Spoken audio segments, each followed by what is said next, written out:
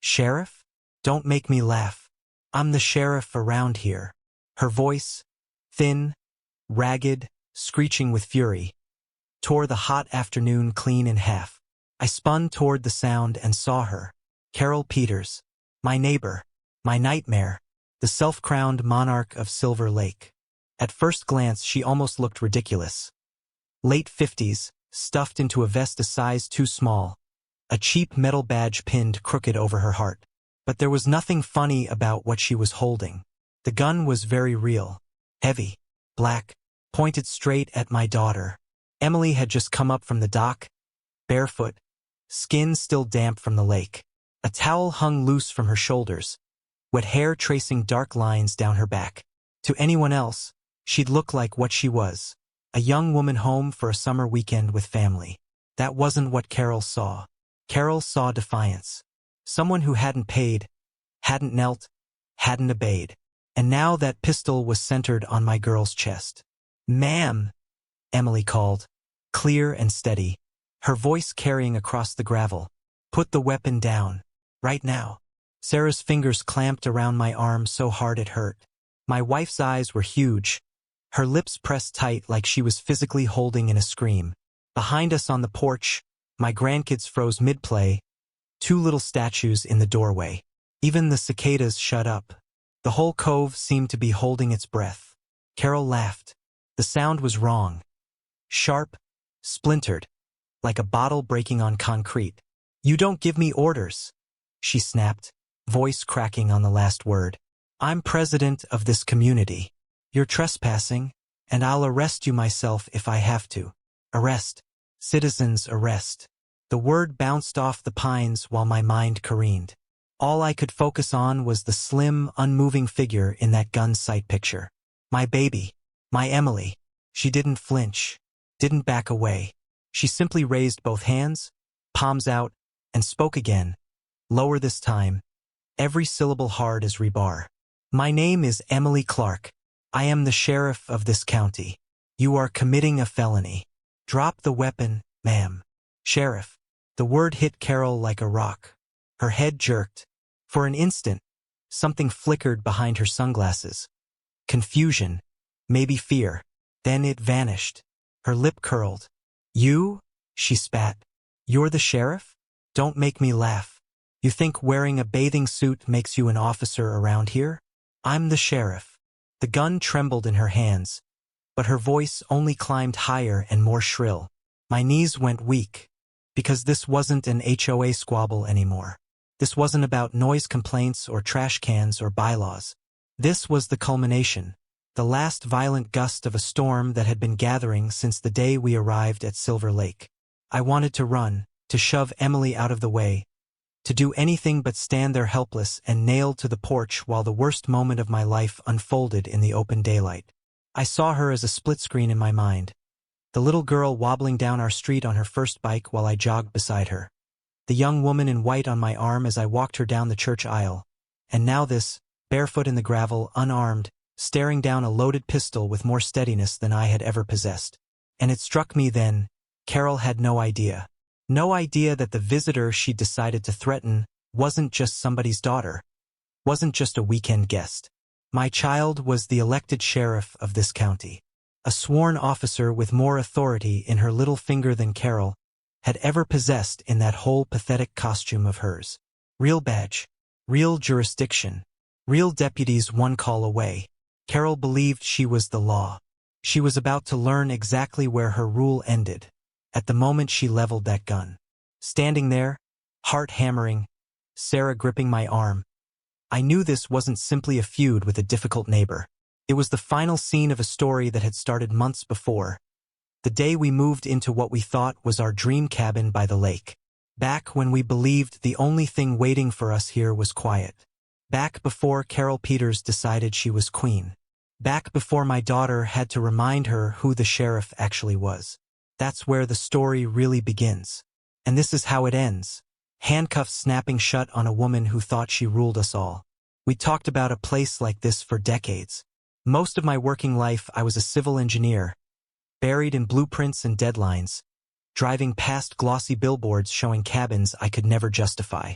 On tired evenings, Sarah and I would sit at the kitchen table and talk about someday. Someday we'd have a porch for coffee at sunrise. Someday there'd be a dock where our grandkids could splash until their cheeks burned pink. 20 years of someday. 20 years of saving. Then, somehow, someday became now. The cabin wasn't magazine-worthy. 2 bedrooms, tucked back in a sheltered cove of Silver Lake. The siding was weathered, the trim chipped, but the bones were solid. It didn't try to impress anyone. Felt honest. I remember that first morning like a photograph. The air smelled of pine and water, clean, almost sharp. Loons called across the glassy surface, eerie and beautiful. Sarah fussed with her old percolator, the one she insisted on bringing, and we drank our coffee on the porch in contented silence, fingers wrapped around warm mugs while the sunlight crept over the ripples. For the first time in years I felt still. Not behind. Not racing a clock. Just still. The neighbors we met at first matched the place. Unassuming, kind. A man named Tom waved from his canoe as he paddled past. An older couple brought over a pie our first week and stayed just long enough to chat. People minded their own business. No one asked for more than a name and a hello. It was exactly what we'd hoped for. I threw myself into small projects. Reinforcing the dock, sketching a fire pit by the shore, stacking cedar planks for the planter box Sarah had been wanting. I wasn't building a palace, just puttering like retired men do. It gave me something to lean my days against. Frank, Sarah would say, half scolding, half laughing, this is our heaven. You don't have to rebuild it. Truth was, working on it was part of the heaven. Nights, we'd sleep with windows open, listening to frogs out in the marsh and watching fireflies wink over the water. I'd lie there thinking, this is it. We actually did it. For a time, life matched the picture we'd carried in our heads. Simple, quiet, beautiful. Peace is fragile, though. It doesn't always break with thunder. Sometimes it starts with a small, sour note. For us, that note came on a Saturday morning. I was out front with a tape measure, marking where Sarah's planter would sit. The sun was just threading through the pines when I heard a rising whir on the gravel. At first I thought lawn mower. Then I recognized the rattle of small wheels on stones. A golf cart. Nothing unusual for the lake. But this one, it screeched to a stop at the edge of our drive like it was making an entrance. A cheap yellow beacon spun on top, the kind you might bolt onto a work truck. The sides were painted in crude black and white blocks, as if someone had tried and failed to cosplay a squad car. Then she climbed out. Dark sunglasses, clipboard hugged to her chest like a weapon, back ramrod straight, chin high. She marched across our grass as if she owned not only it, but everything her shoes touched. Welcome to Silver Lake Community Association, she announced. Not like a neighbor, like a border agent. That was my first glimpse of Carol Peters. I didn't know then that this golf cart martinet with the blinking light and the clipboard would turn our quiet cove into a war zone. I just knew something about her scraped against me wrong. She didn't offer a handshake. That was the first tell. Most folks, meeting new neighbors, at least pretend at warmth. A smile, a reach of the hand, some little gesture to say, we're glad you're here. Not Carol. She stalked up the driveway, surveying us the way an inspector eyes a code violation. Her hidden gaze traveled over the cabin, the shutters, the cedar planks by the garage, Sarah's fresh flower pots. Finally, she stopped in front of me. I'm Carol Peters, she declared, chin tipped up, president of the Silver Lake Community Association. President, I echoed, more out of reflex than curiosity. Well, I'm Frank.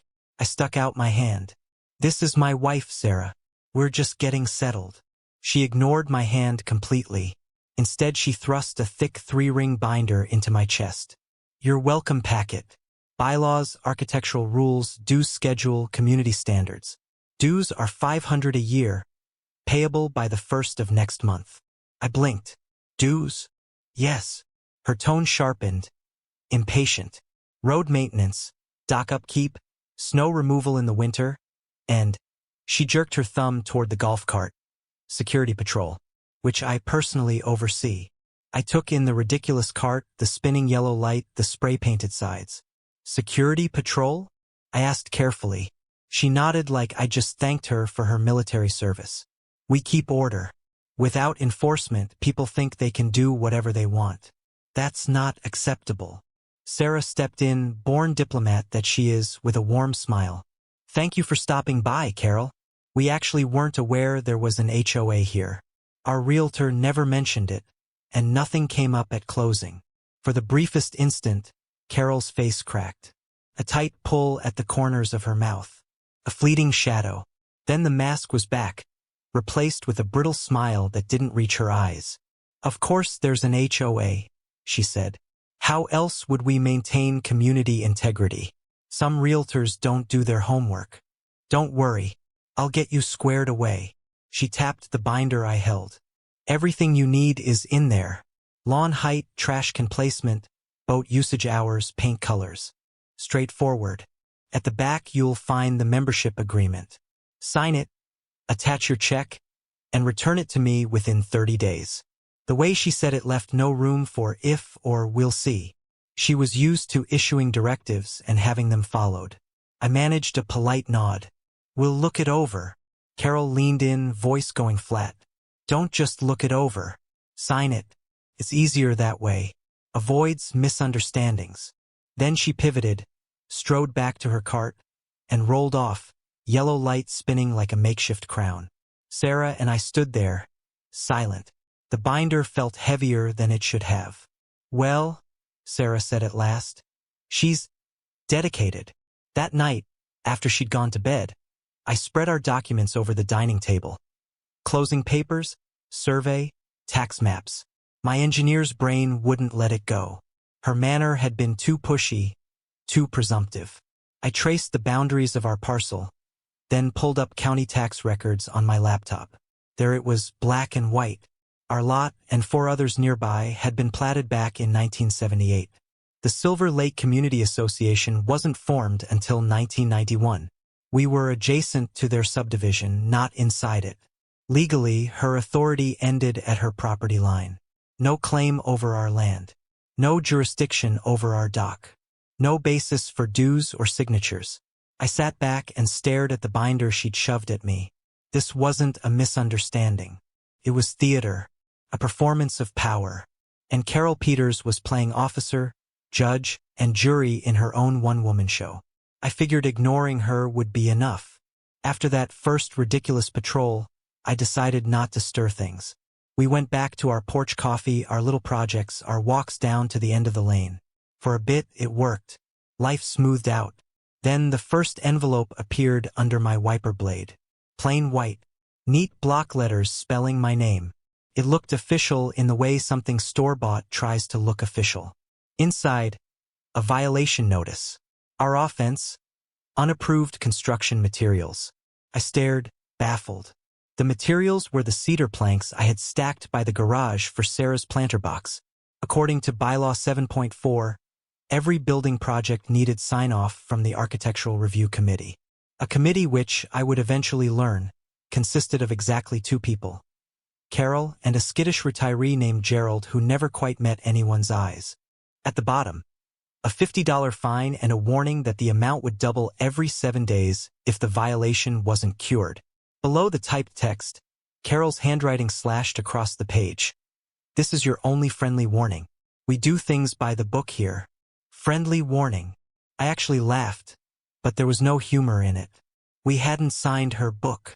We weren't members of her association. None of this applied to us. I didn't answer.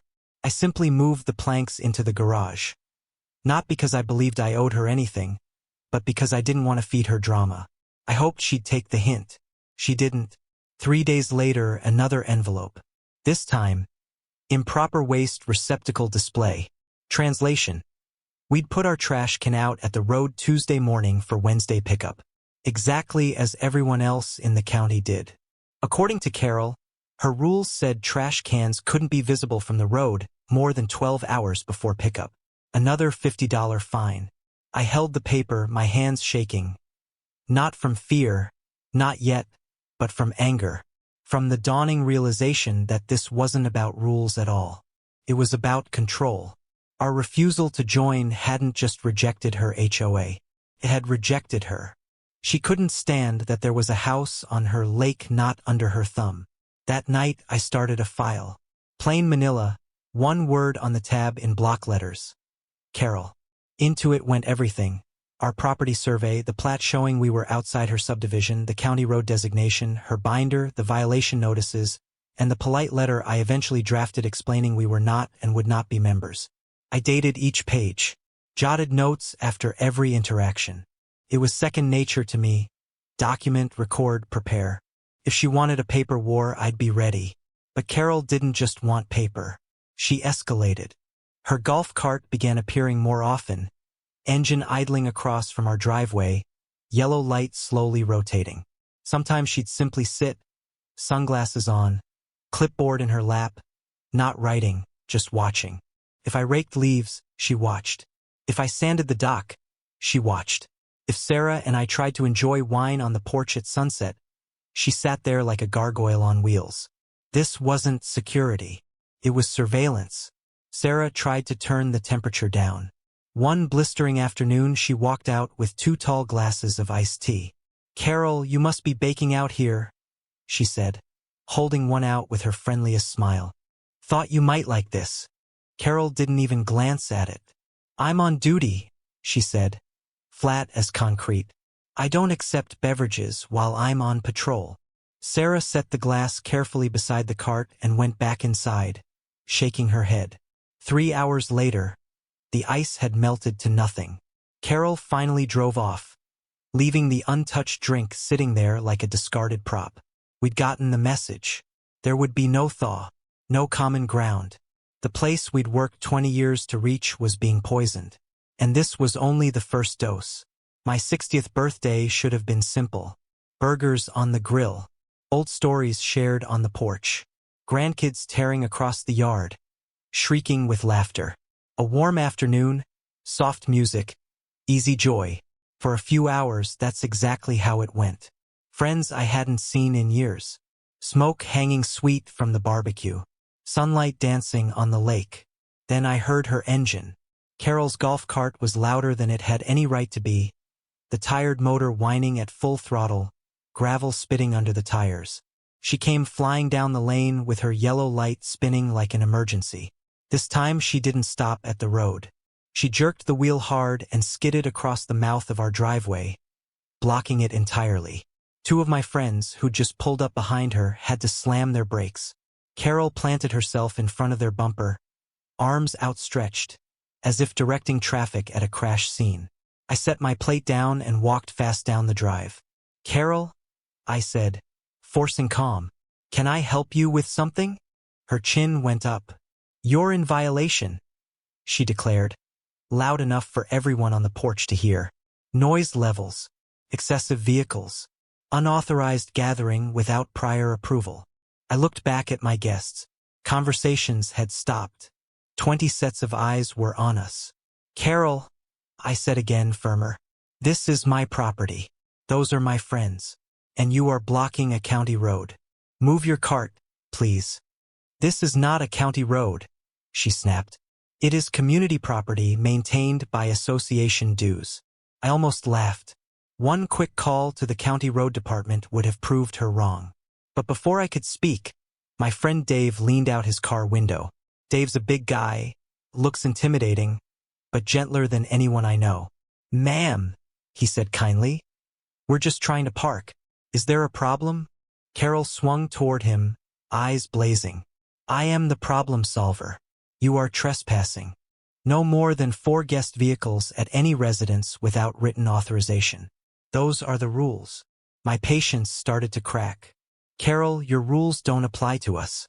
We're not part of your association. Move the cart." The silence behind me thickened. My grandkids, my wife, my guests, they were all watching. And Carol was eating it up. That's when Emily walked down the driveway. Jeans, t-shirt, hair tied back in a casual ponytail. Nothing about her screamed, "Law enforcement." But I recognized her easy, controlled gait from stories she'd told and the way she'd carried herself since taking office. "Hi," she said, voice light, smile friendly. "I'm Emily." Is there a problem here? Carol sized her up with open contempt. Another one of you, she muttered. Then louder, yes, there's a problem. This gathering violates multiple community standards. Excessive traffic. Disruptive noise. These people need to disperse. Emily tilted her head a little. Which county ordinance are we breaking exactly? The question dropped like a stone in a pond. Carol blinked. It's not a county ordinance. It's the community bylaws. Legally binding. Legally binding for members, Emily said evenly. My parents aren't members. She gestured toward me. So again, which public law gives you authority to block this road and keep people from entering private property? Detain. She didn't say the word, but it hung there all the same. Carol's face reddened. She wasn't used to pushback, just quiet nods. You think you're clever, she hissed. You're not above the rules. None of you are. She snapped a photo of Dave's license plate, scribbled furiously on her clipboard, then stomped back to her cart. She moved it just far enough for his car to squeeze past, then parked across the road and stared at us like a sentry through the rest of the party. The mood never fully recovered. Laughter turned brittle. Conversations stalled, then sputtered on. Is she serious? People whispered.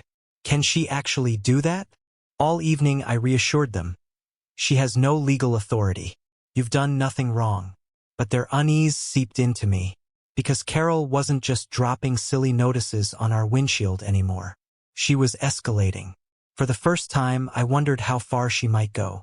When the last car finally pulled away and the yard fell quiet, the porch still smelled like charcoal and overcooked burgers. The joy of the day had curdled. Emily stayed to help Sarah clear dishes, then joined me at the table where my Carol folder sat, neatly labeled and far too thick for the short time we'd lived there. I expected her to roll her eyes at her old man's obsession. Instead, she opened the folder carefully and read, survey, plat, violation notices. My polite refusal to join. Her brow knit deeper with each page. Dad, she said at last, this isn't just annoying. It's criminal. I let out a tired breath. Criminal? Come on, Em. She's overbearing, sure. But dangerous? Really? Emily looked straight at me. No trace of the kid I tucked in at night. This was the sheriff talking. Dad. She blocked the road. She stood in front of your guest's car and tried to stop them from entering your property. That's unlawful detainment. And if she keeps photographing plates and filing complaints, that's harassment. A pattern of harassment. The words landed heavy. I tried to shrug it off. She's just a bully with a golf cart. Bullies with power complexes don't just stop, Emily said quietly. They escalate. And this one, she tapped the notice with a fingertip. She thinks she is the law. That's dangerous. I studied her face. She wasn't exaggerating. She was stating facts. What do you want us to do? I asked. She closed the folder and rested her hand on it. Keep everything. Every letter, every violation, every time she shows up. Don't confront her directly. She'll twist it. Build a record. If we need to go legal, we'll have the proof. That made sense to my engineer brain. Document, document, document. And Dad, she added, get a camera. A good one. Mount it, angle it at the driveway and the road. If she steps foot on your property, I want it on video. Sarah, who'd been listening from the kitchen doorway, folded her arms. A camera? Here? In our little sanctuary? This isn't about spying, Emily said gently. It's about protecting yourselves. Carol isn't acting rationally. She's already crossed lines. The next time could be worse. Sarah's shoulders sagged. All we wanted was peace. I know, Emily said softly, and you'll have it. But first, you need to be smart.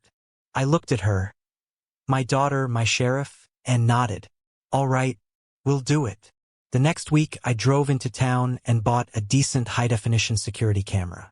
I mounted it myself, carefully angling it to capture the whole driveway and a stretch of the county road. It felt strange, like I was turning our cabin into a little fortress. But when I saw the live feed, I felt a small measure of relief. On her next visit, Emily checked the footage. Good, she said. That's clear. If she tries anything, we'll have it. That night, Sarah and I sat on the porch. In the distance, the tiny glow of the camera's status light blinked softly. It wasn't the version of peace I'd imagined, but it was a layer of armor. And deep down, I knew Emily was right. Carol wasn't winding down. She was still winding up.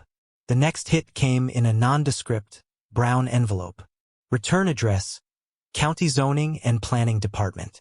I assumed it was a run-of-the-mill notice, a tax map, maybe a reminder about setbacks. When I opened it, my stomach dropped. Inside was a formal complaint. Someone had reported us for unpermitted shoreline construction, specifically our dock. The letter stated the dock had been newly built, without permits or environmental review. I almost dropped the page. Our dock wasn't new. My grandfather had built it 50 years earlier. It was literally grandfathered in long before current regulations existed. But the burden was on us now to prove it. I called Sarah in from the porch and handed her the letter.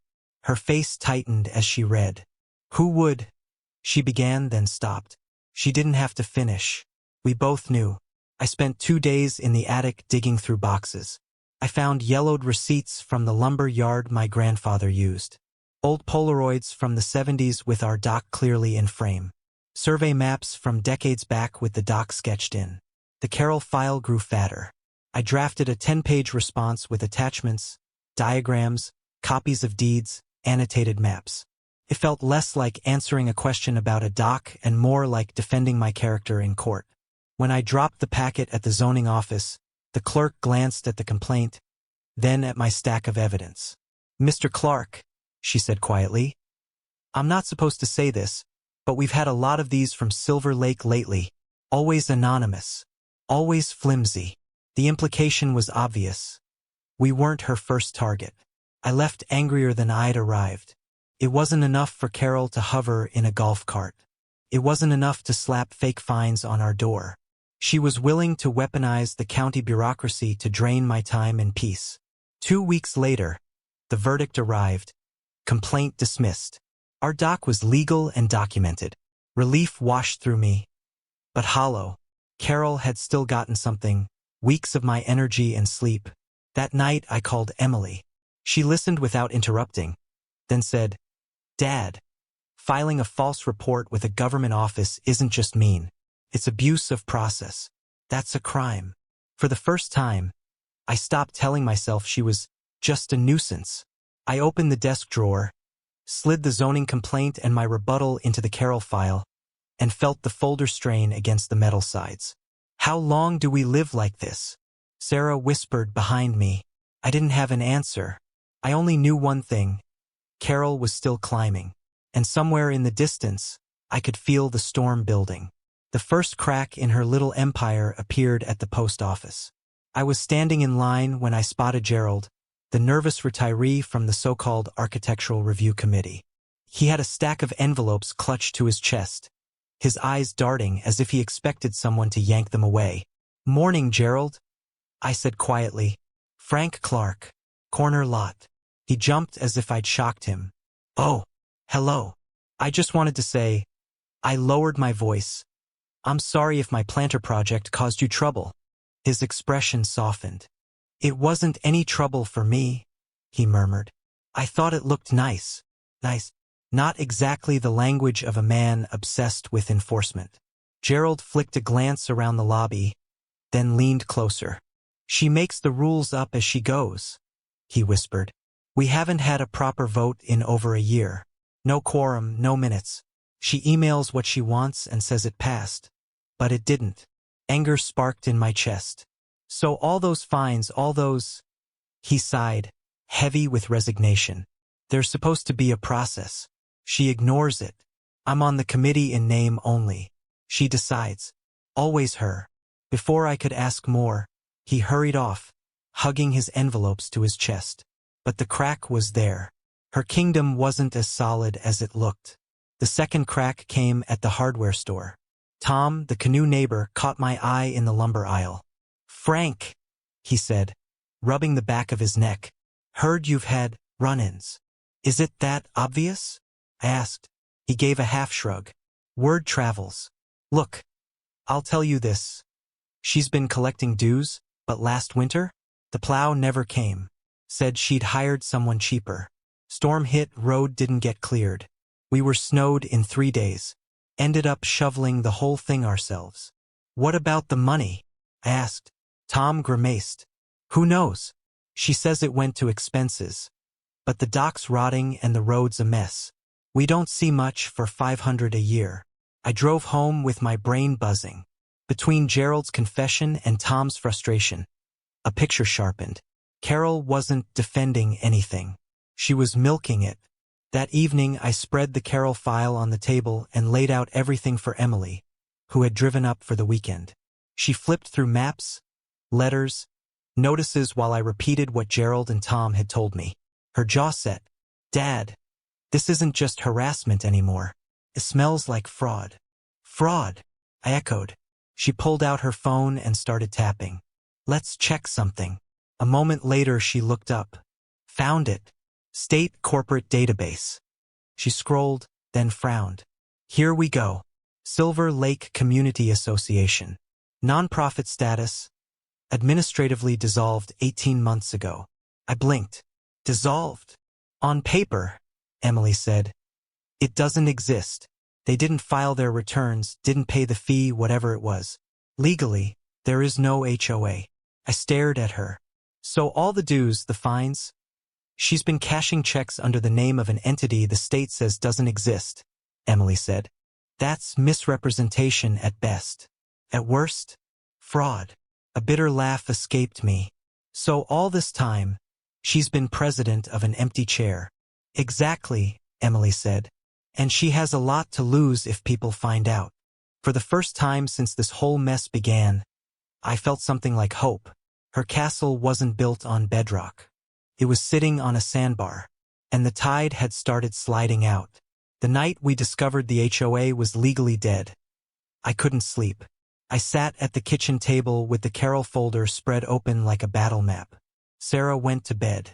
Emily stayed, calm and focused, fingers tapping lightly on the bylaws Carol had pushed on us. This is how we end it, she said at last. Not triumphant, just certain. How? I asked. 2 tracks, she replied. Civil and criminal. She raised one finger. Civil, you write a letter. Not just from you, from a group of concerned property owners if you can.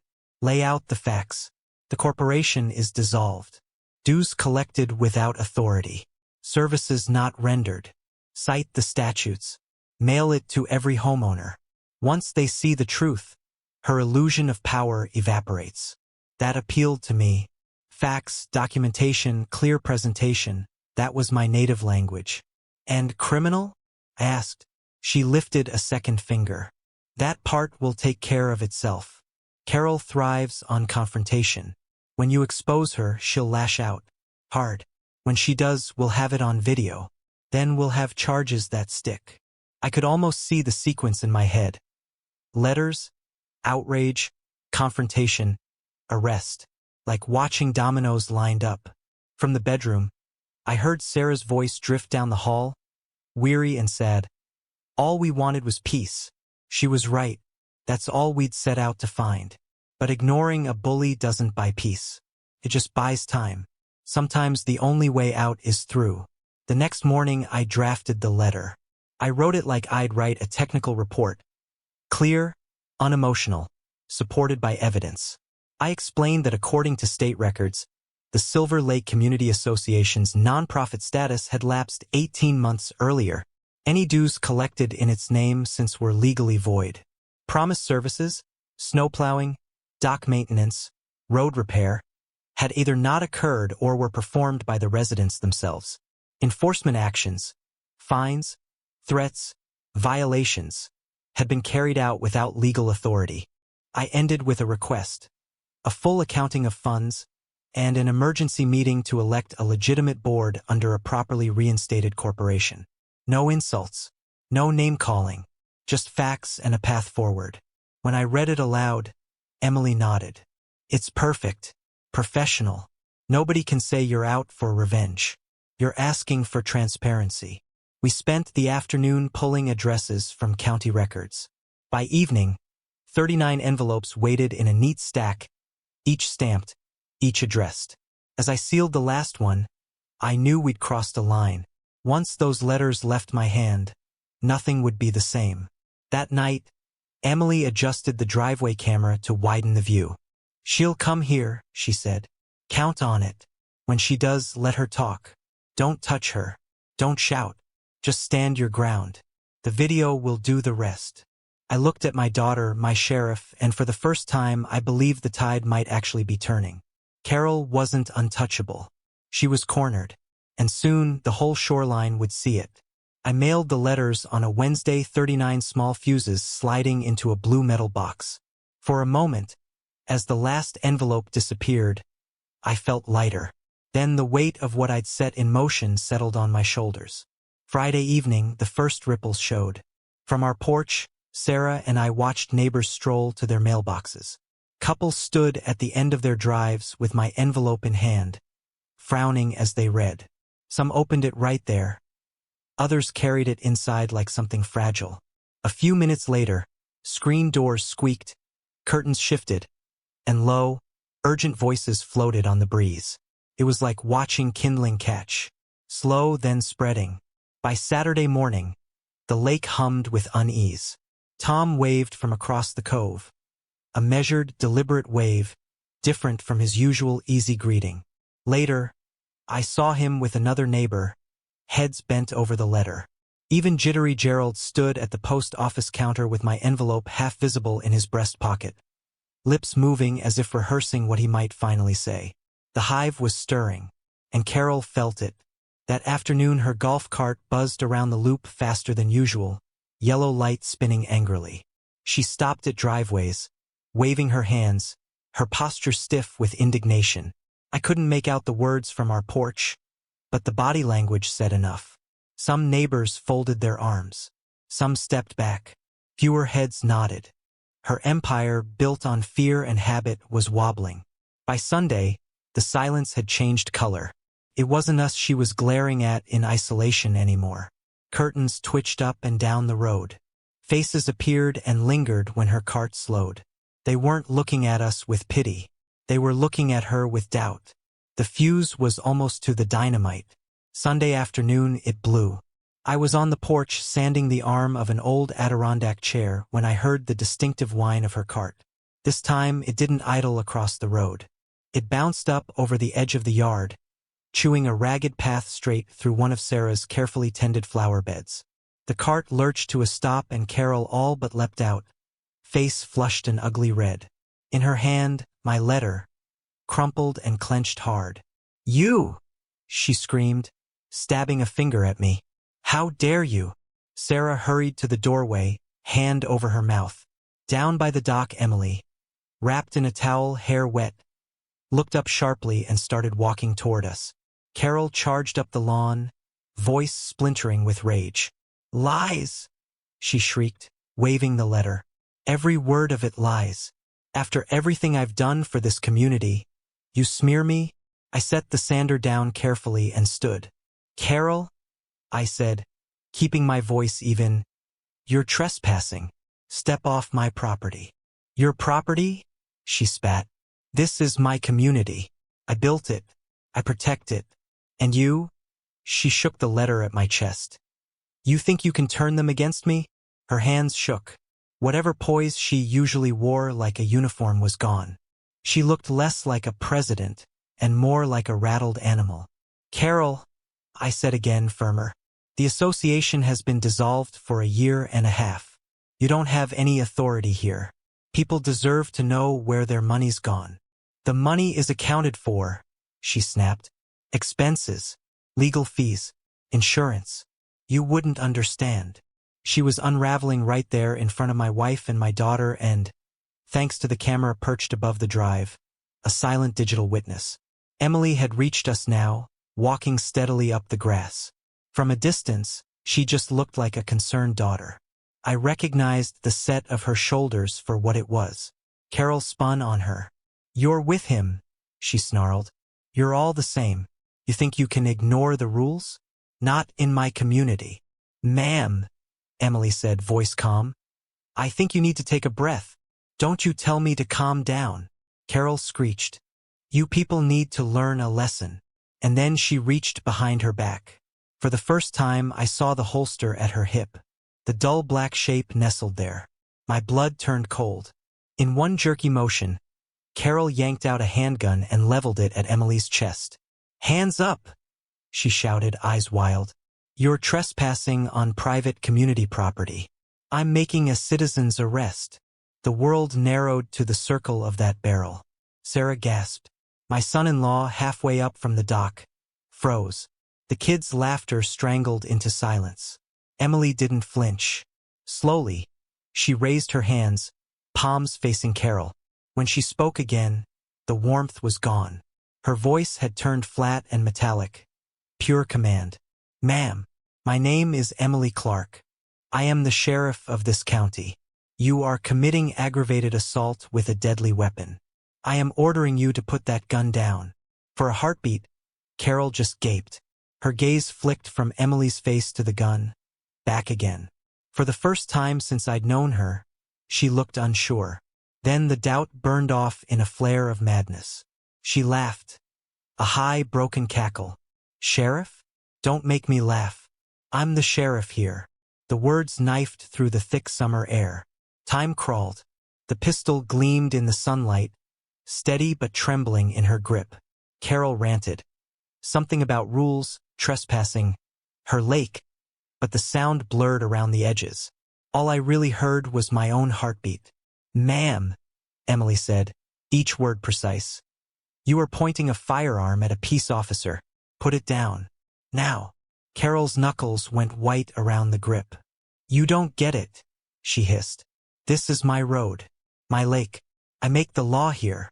On the porch, Sarah sobbed once, softly. I stepped forward purely on instinct, every cell in my body screaming to put myself between that gun and my child. Emily's eyes flicked toward me.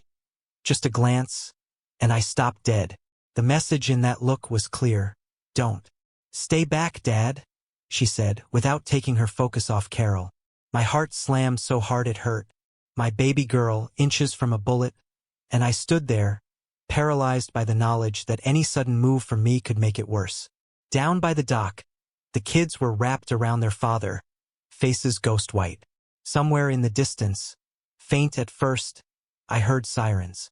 One, then another, their wail threading through the thick air. Carol's eyes darted toward the sound, panic flaring, then snapped back to Emily. They won't help you, she spat. This is my jurisdiction. Emily didn't blink. Her voice dropped even lower. Ma'am, listen very carefully. You are seconds away from being arrested for aggravated assault with a deadly weapon. Drop the gun.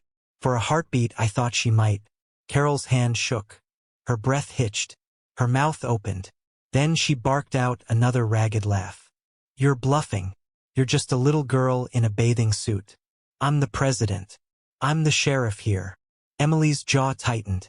She stepped one bare foot forward into the gravel, as solid as if she were in her duty boots. I am the sheriff, she said, slow and unshakable. And if you don't drop that gun right now, you are going to prison for the rest of your life. The air felt charged. Every molecule stretched to breaking. The sirens grew louder, turning into a roar as they reached the cove. Red and blue lights began to flicker off the trees at the bend of the road. Carol's eyes ping-ponged. Emily's face, the gun in her hand, the approaching cruisers, me on the porch. The mask finally shattered. Her arm shook violently. The barrel dipped. I was just, she stammered.